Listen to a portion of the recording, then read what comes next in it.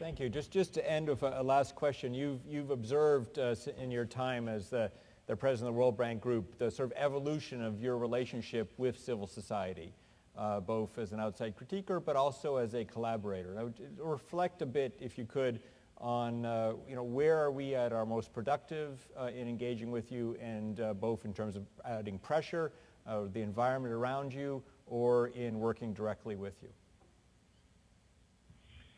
Well, as you know, and as your audience knows, the civil society covers a very, very diverse groups. Right. And we've got developed country civil society, and we've got developing country civil society, which we also have to emphasize.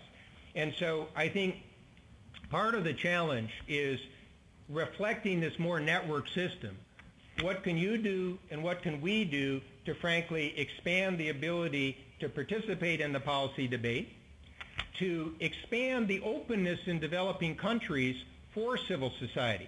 So when I go to developing countries, I not only try to meet the government officials or private sector officials, I try to meet heads of civil society groups or participants in civil society groups. I try to meet parliamentarians, because that's another vehicle in which civil society can encourage participation.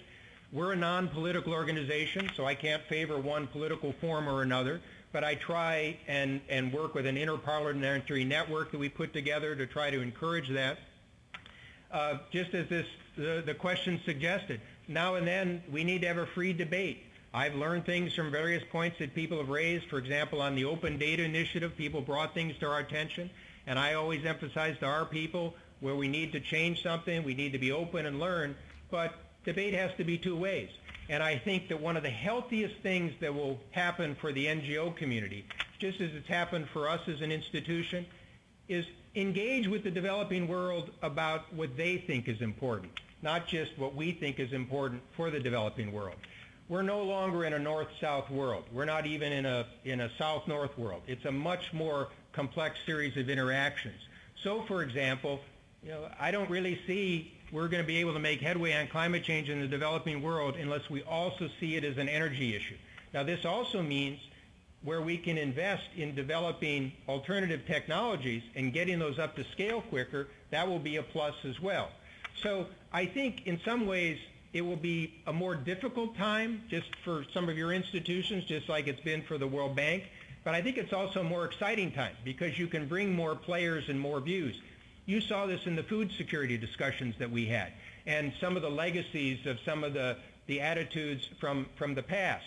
Well, there's no way to evolve people's views other than by discussing and bringing evidence and trying to show people how to change. We, in turn, I think can benefit from a lot of what NGOs bring in different capacities.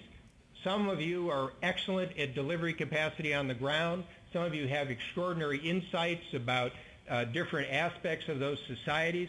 And at the same time, you're part of the broader chorus and debate that affects the political context in which all these decisions are made in the capitals. So, as you know, in the case of the food security aspect, we tried to, I think we had about 5 different roundtables with countries around the world. We try to do that and try to build that into more and more of what we do. And I hope we can work with you and others, Sam, to expand that even more.